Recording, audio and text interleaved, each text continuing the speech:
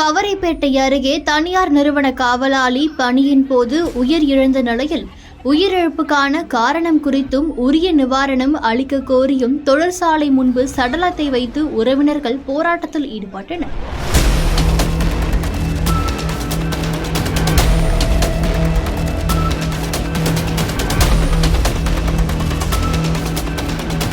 திருவள்ளூர் மாவட்டம் கவரைப்பேட்டையை அடுத்த குருராஜகண்டிகை பகுதியைச் சேர்ந்தவர் 57 வயதான கந்தசாமி.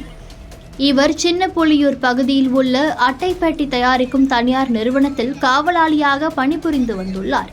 கடந்த சனிக்கிழமை பணிக்கு வந்த இவர் உடல்நலக் குறைவால் 24ஆம் தேதி மாலை உயிரிழந்ததாக தொழிற்சாலை நிர்வாகம் தரப்பில் கந்தசாமியின் குடும்பத்தாருக்கு தகவல் தெரிவிக்கப்பட்டதாக கூறப்படுகிறது.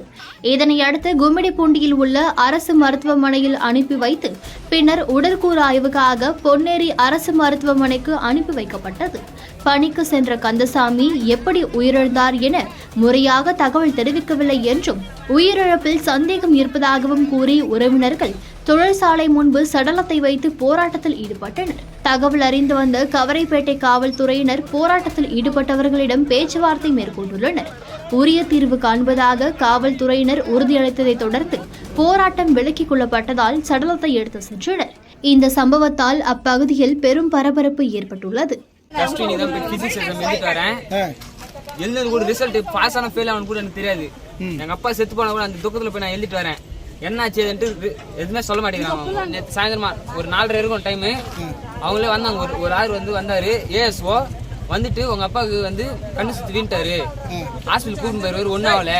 நான் கேட்டேன் அடி ஏதாவது பட்டு நான் கேட்டேன். இல்லைண்ணா நல்லா தான் இருக்கிறாரு, ஹாஸ்பிட்டல் தான் இருக்கிறாரு, நல்லா தான் இருக்கிறாரு சொன்னாரு. நான் வண்டி எடுத்து போய் பார்த்தேன். போன நான் பத்துந்தாரு. அப்பான்னு போய் தட்டினா இல்லப்பா இறந்துட்டாருன்னு சொல்றாங்க. நான் என்ன பண்ணது? எனக்கு ஒரு அம்மா இருக்கிறாங்க, சின்ன தெரிஞ்சு நான் எக்ஸாம் போனேன். அது தெரிஞ்சு நான் எக்ஸாம் போனேன்.